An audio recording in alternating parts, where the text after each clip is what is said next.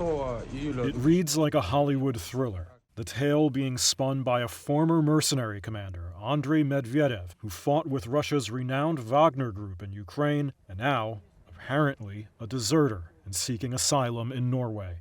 A tale of alleged abuse, brutal killings of Russian deserters, and a dramatic escape through the Arctic across breaking ice and with bullets flying.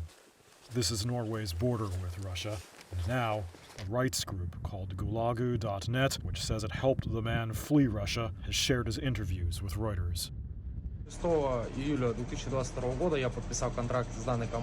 On July 6, 2022, I signed a contract with this company and departed for Ukraine. I was assigned to the 7th Assault Squadron, 4th Platoon, where I was made commander of the 1st Squad. There, in August, they started bringing prisoners from various prisons in the Russian Federation to serve in the military.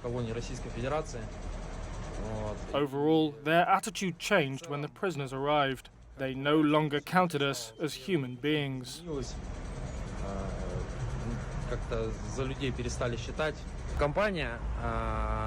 The company changed my contract unilaterally. Without asking for my opinion, they extended it to 6 months and then to 8 months. After that, I left without authorization because I didn't like the things that started happening there.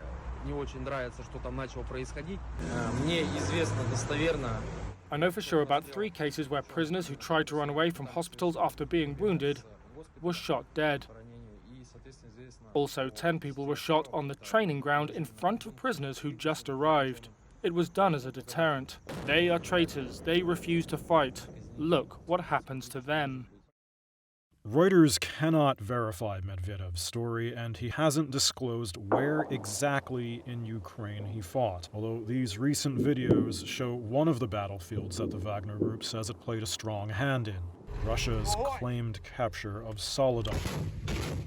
The mercenary outfit's also well known for recruiting out of Russian prisons. Its founder, Yevgeny Prigozhin, seen here granting freedom to convicts turned mercenaries that had served out their contracts. Medvedev, who is an orphan and once served in the Russian army, also served time in prison himself before joining Wagner. Prigozhin has called him dangerous in a written statement that he had mistreated prisoners and that he worked in a Norwegian unit for the company. Medvedev, meanwhile, says a video that surfaced in November purporting to show Wagner mercenaries executing a man with a sledgehammer was done against a member of his unit. He hid in Russia for some time, hunted by the FSB and Wagner's own internal security. This is what he says happened next as he attempted to cross into Norway. I climbed over 2 fences. I was wearing a white dressing gown for camouflage. I got over 2 fences and went into the forest. When I was stepping out onto the ice of a lake or a bay, I heard a dog barking. I turned around and saw people with flashlights about 150 meters away from me, running towards me. I ran back the other way along the forest, and then I wanted to run out onto the icy lake, but saw that there were places where the water still hadn't frozen. I ran along the forest line, closer to the edge of the lake where the ice was thicker. I heard 2 gunshots. The bullets whizzed by. I smashed my mobile phone and threw it into the forest. I turned around and ran across the lake towards the light of the houses.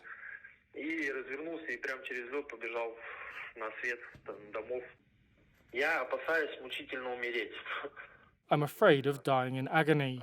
What do? They kill.